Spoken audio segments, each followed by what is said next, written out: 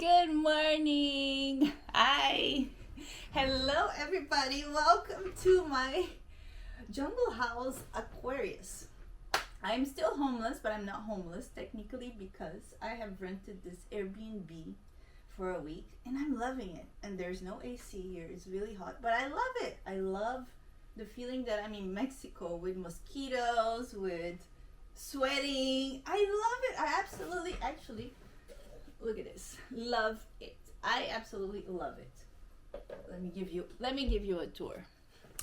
Dun, dun, dun, dun. This is very tiny, but it is a little Aquarius. Look at all these plants everywhere around me. Green, green, green, green, green. I am being bathed by nature and I'm loving every moment of it. So, hi my loves. My name is Liv and I'm here to talk.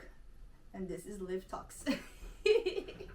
So, my talk of the day is gonna be a little long actually, so brace yourself, go get potty break, I don't know, something to drink. Where's my coffee? Da-da-da-da. Here we go. And I've been traveling out of one suitcase, like a hand luggage, for the last 2 weeks. I only have the same clothes. I normally am that person with my extravagant outfits, but I cannot fit them in a carry-on. So we're gonna go with just t-shirts and whatever pants I can find because I'm wearing pants. So yes, you're welcome. I've been having a lot of realizations and aha moments. If you saw my last video, I was a little bit down because I was still in certain moments of doubting myself. And this is what I understood about the spiritual journey. If you're in it, you will possibly understand what I'm saying, is that so let's say we're going on a smooth path, everything is great, life is great, and then suddenly there's some friction. There's a little resistance here. There's something not going on super well. It's like a heartbeat, you know, we're going up, up, up. Everything is beautiful. We're in the top of the mountain. Oh my God, life is amazing. And then suddenly we start going like, okay, wait. Things are not amazing as it seems. Okay, what's this? What's that? And we start noticing certain layers of ourselves. And I would say just parts of our brain that maybe were turned off or were like darkened. Because this whole journey of spiritual awakening is pretty much illuminating all of these little areas of the brain that are not connecting right. So it's like being, I would say, an electrician or being some kind of software. You know, you can equate it to anything you want because everything is a metaphor for everything. So it's pretty much illuminating parts of the brain that were either shrunk by trauma or by habits of thoughts or by just ignorance, you know. And they say ignorance is bliss because if you don't know that you don't know, you're good. You're just like la la la la la.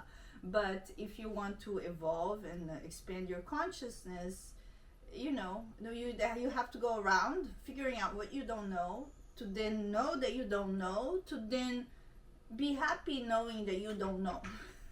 And then you go back to ignorance because then you don't give a F anymore because you just understood how it is and you're not curious anymore. But if you are curious, what happens? I was always curious.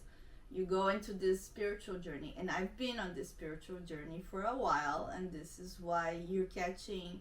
If you go back in my videos, you can see the beginning of it, or not really the beginning, but the grand reveal of it. And now we're I wouldn't say the finish line because that would be meaning that I would die soon, and I'm not going to. Thank you. I'm gonna live forever young. Yes. But pretty much I have reached the top of a mountain, one of the mountains that I'm still gonna climb, and I feel very chill about what I see, the perspectives. I can see a lot of layers of illusion are removed from reality as they are, and a lot more are being removed. And so when I come into a moment of friction in my life, I know that either I'm gonna write some amazing poetry because from my melancholy and my pain comes poetry, That's how I bleed. I bleed in poetry. Oh, that's a good title for a book. I bleed in poetry. Love that. Don't take it. I will write that book. And or I go into some kind of meditative space, or I do some kind of class. I know that when I'm going through some kind of friction or resistance, and I'm trying to understand something in my life, I signed up for a class or something. My subconscious already knew I would have to work on this, and I find myself in some kind of event or class or spiritual practice that I can like relax and see, because this is the key to any kind of discovery about yourself, is having the question alive, but not being so attached to the result, and then relaxing and allowing whatever comes. So being open and resetting your nervous system, because when you are really relaxed and you can be very present in the moment, you can see the little nuances of life and the layers of what's going on a lot clearer. But for you to really reach this place, it takes some kind of cleaning up, of whatever your mind is trying to distract you from. So if you are all day long on the phone, getting distracted, and you're used to, your habitual self is always being pulled one direction or the other, and I have that because I have ADHD.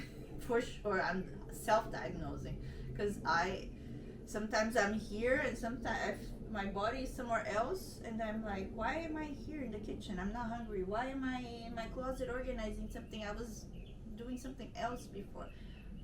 This bird is beautiful. Look, there you go. First example. I was just like distracted.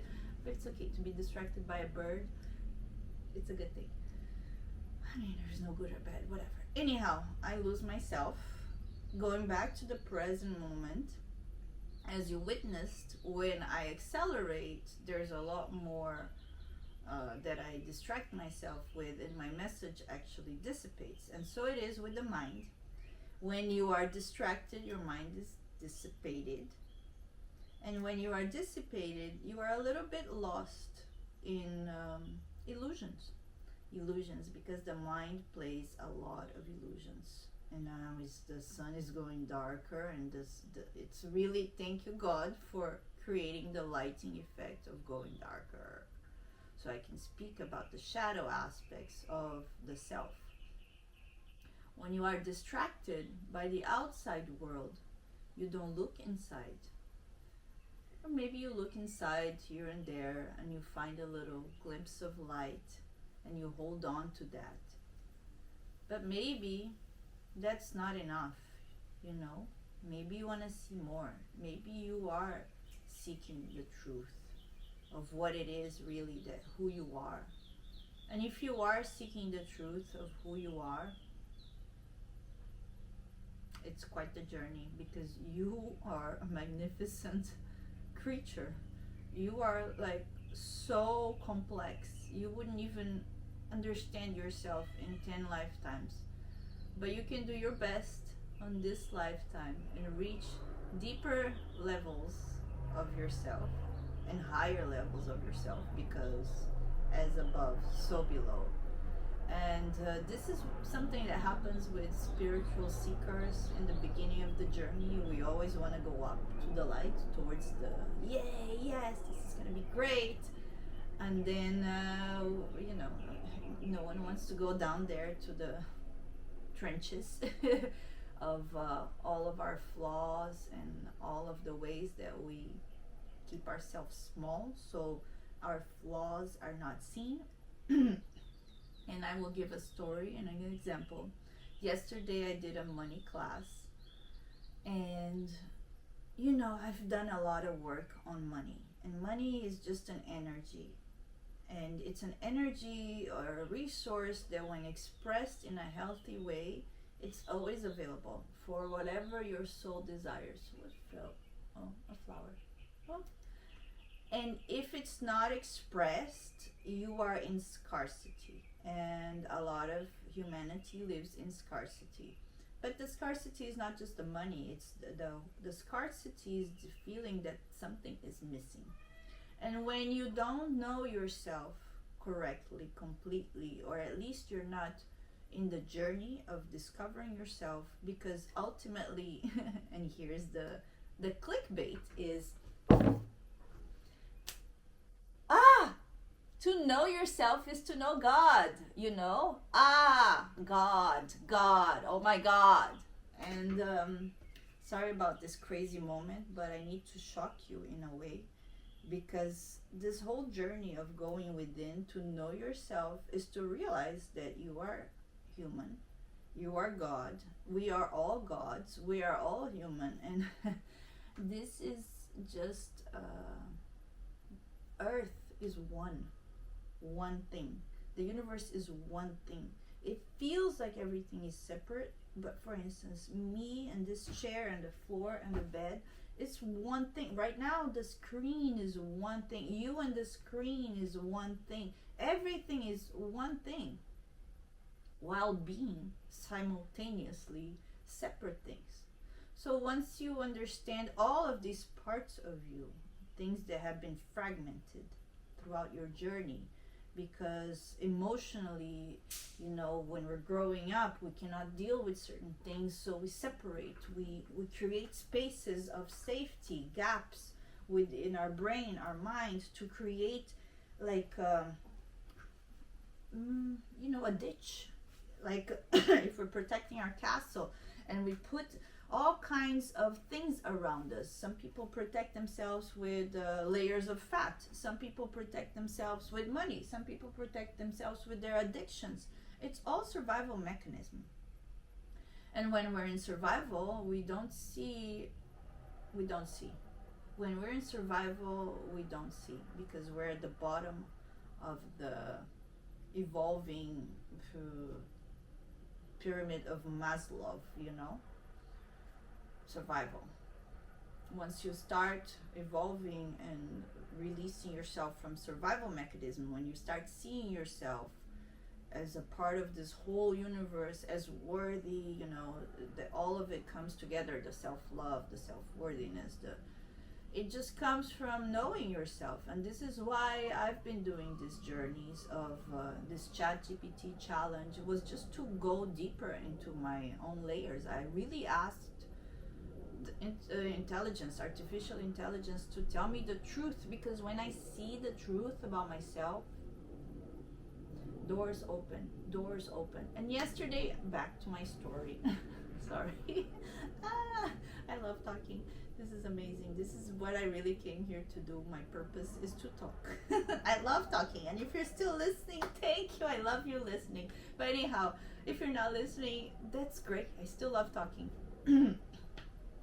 During my money class, we had an exercise, which was a somatic exercise. Somatic means that you are using your body to understand something, because the body has a very deep intelligence, much deeper and much higher and much more connected to everything around us than the mind, which is not here. The mind, this is the brain. But anyhow, then the mind, the brain is just a part of the body. So, and the mind is just a program that the brain runs.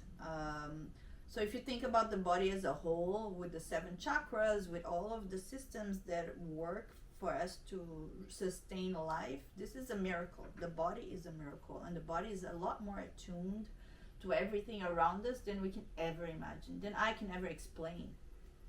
So let's just go from the beginning, that the body knows everything.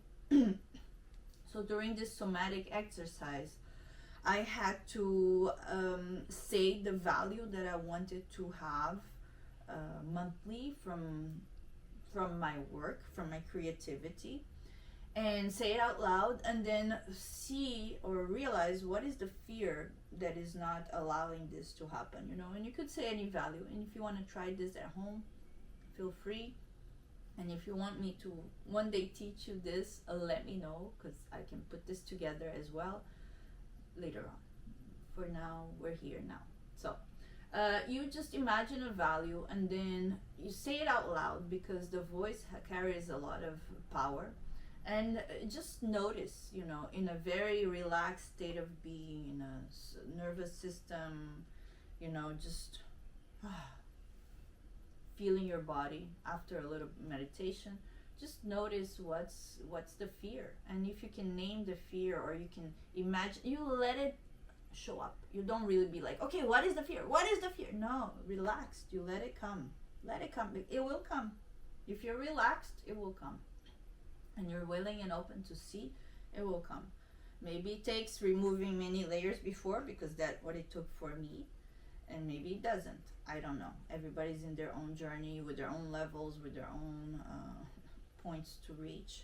Anyhow, for me, I saw it clearly. Like, the first thing that I did was put my hands in my face, as in shame.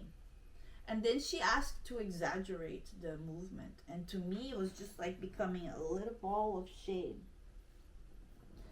And then the teacher asked what was happening, and I could see it clearly. I was on a stage with like lots of people, like Shakespeare time, maybe like medieval, not really medieval, but there was the court, you know, the queen and the nobility, and then there was not a lot of peasants, but there was some people, maybe 100, 200 people, and they were all laughing at me. And these were rich people, so this was a money issue, you know. I'm doing a money class, but I saw, because lately I've been digging deep on why I haven't been able to really put myself out there with my creative work, with my book. I have a book.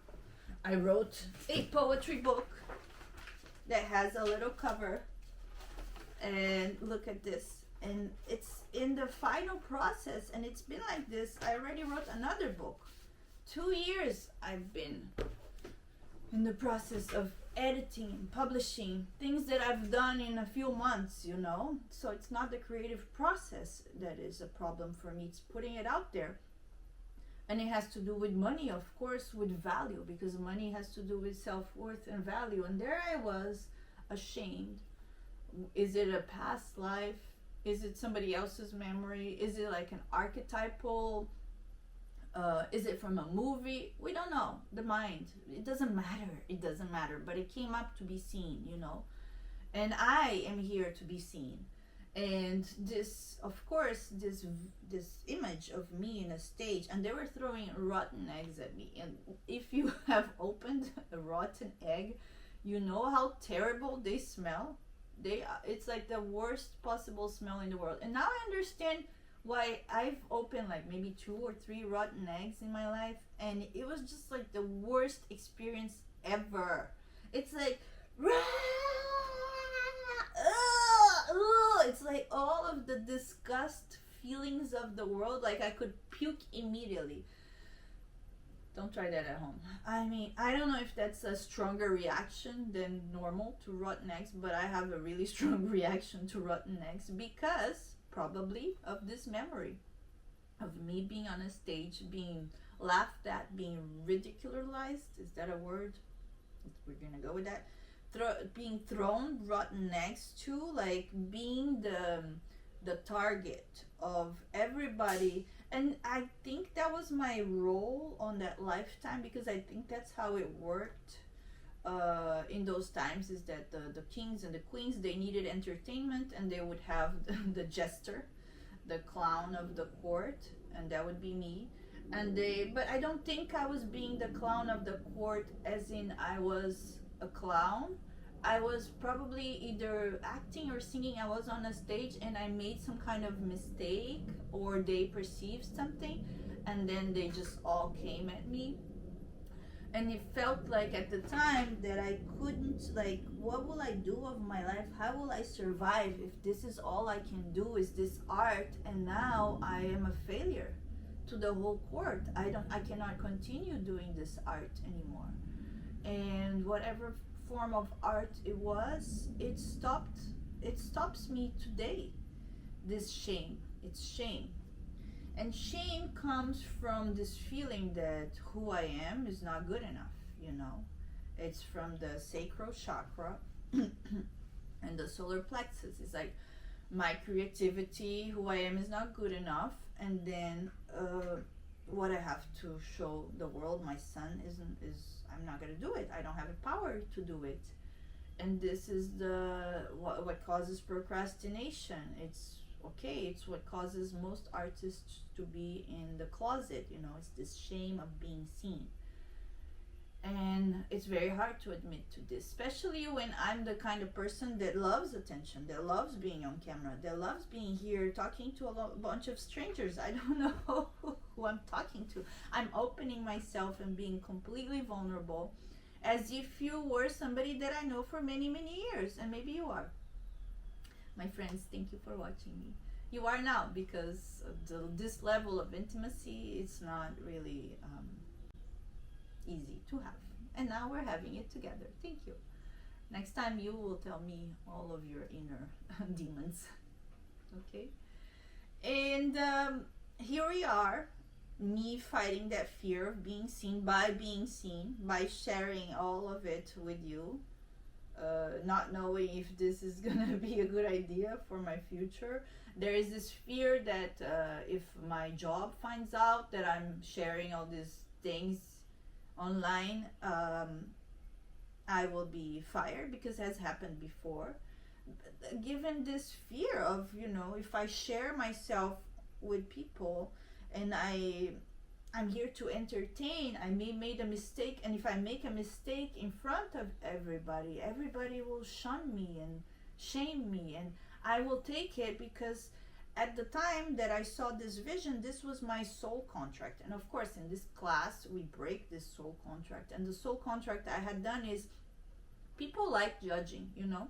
People like expressing their inner feelings. If people are not in a spiritual journey and they're not aware of taking account or accountability for themselves, they push it on the outside world. That's why people that are angry when they're in traffic and they're like super angry, it's not traffic, it's you're angry, you know, and you're honking at people, because this is a very safe, traffic is the safest way to express anger worldwide. You know, people honk, people yell, and they're inside their cars, so no one knows what's really going on, and then you're reacting and they're reacting, and then it creates this like dynamic that everybody signs up for it. If you are in traffic and you're angry and you're honking, you're signing up for this dynamic. And back then, in this vision, I could see in this vision that I signed up for the dynamic that I will entertain you, I will be the receiver of your judgments and of your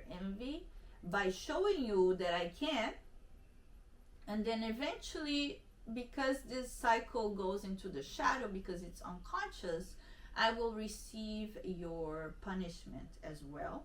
And then I will keep entertaining you to prove my value and that I'm lovable, because I can make you happy, or I can make you feel things. I can make you feel things. So it's like the audience is not feeling the things that they're feeling, and I, as a savior, or I as a martyr, I can feel those things. And actually, now that I'm saying these things, it's so obvious, because I'm an emotional manifester, and my emotion center feels for everybody, and that's why I write poetry. Wow, how it connects everything. So I'm just having a therapy session. Welcome to my therapy session. Here's where I find out all of my inner kinks and traumas and stuff. So yeah, you're welcome. I'll charge you later. Anyhow, I was in this stage and I was playing this dynamic, and that happens a lot when, if you see yourself in relationships with other people, what is the dynamic? What is it that you and the other are exploring? And I was exploring that I only had power or validation or worth if I gave entertainment to other people and gave them the opportunity of expressing themselves through me, expressing their joy, you know, because when I'm free and I'm like being on the stage, I'm the one expressing for the collective. That's the dynamic. But at the same time, if I make a mistake and the collective expresses that, oh, that mistake is wrong, I'm also receiving the judgment of everything. And it's how do you say it? It's a knife of two that cuts both sides, you know. Unless, because that's the duality of this existence, unless we really look at everything. Looking at this, okay. Not judging, looking. Interesting, okay. Looking at this side, oh, okay. I get it. So I get that people, when they are not when they are afraid of expressing themselves, of their feelings, they need to do that through movies, through soap operas, through people that are not afraid. But the people that are not afraid of expressing, they are afraid of their judgments. And so it's still like a very sick dynamic, toxic, you know. And the ideal, and how I came to understand, was like, okay, I can be me, I can express my art, I can express myself, and I don't need to feel responsible for your reaction. However you are experiencing me expressing myself, this is your world, and your world is your responsibility. My responsibility is to feel whatever comes inside of me to be expressed, and if I have the freedom, and if I clean myself from all the shame and the guilt, I really will have the freedom to express everything, because at the end of the day, we are all here to express. Let me hear it. What was I saying before that I had the crazy moment? God! We're here to express God. Whatever you think this word God is to you, you know, whatever. I don't care. God is God. God is everything. God doesn't care what you think about what God is or not. You can name it anything else. You can name it love. You can name it life. You can name it bread. You can name it flower. You can name it plant. You can name it even, like, if you want to put it a bad name, dark. It doesn't matter what word we assign to it. There is a universal intelligence force that binds us all together, and we don't have the brain capacity to understand everything about it. But once we realize that, oh, it is there, even if we don't understand it, because that's one of the loops of the mind, is trying to understand everything. Oh, let me understand it. Just, it's there. We're here to express God. And maybe God sometimes is a little judgmental, which is also God, because everything is God. Everything, everything, everything. And you're like, oh, but there's the devil. Everything is God. And then there's fragments of light. So everything is light, let's say, right? And then there is light that expresses in green. There's light that expresses in pink. There's a lot more in the spectrum of light than we can see with our human eyes. So there must be many, many, many more colors, and we don't see it. And then there's light. The absence of light is black. Okay, so maybe that's the absence of God. It's the little shadow parts, but that's still God, because God is still there in the shadow. It's just that when we color it, it becomes light, and light is a lot better than, you know, darkness. And but everything is, I wouldn't say it's a lot better, but it feels lighter. Light feels lighter than darkness. So we go for the feeling of aliveness, the feeling of God in our hearts. And that's why we do this spiritual journey of getting to know ourselves, to realize finally that we are God, that everything is God, that we are here to express God at the end of the day. And if we could get this from the get-go, if I could have gotten this from the get-go, I would have saved 20 years of seeking God everywhere, all the time, anytime, like everywhere. Seeking God in other people, in relationships, in other dynamics, in the outside world, in the validation of the outside world, in money, in everything, blah, blah, blah. And just realizing that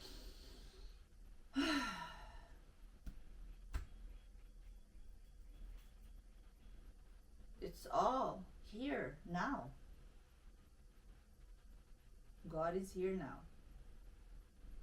And I'm here now. And we all belong here. And you're here now. Hearing this for a reason. Nothing is a coincidence. Don't fall into that trap. You heard me so far. I hope you got the message. If you did, great. If you need more support, let me know. Contact me, and I have below the Chat GPT guide for you to awaken a little bit.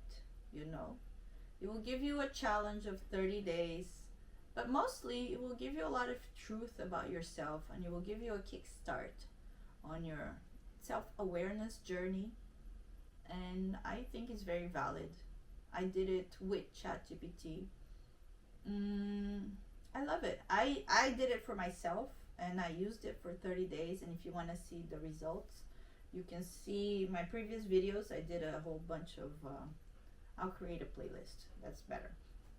I did a whole bunch of videos that explained what was going on, how I was feeling, what was happening.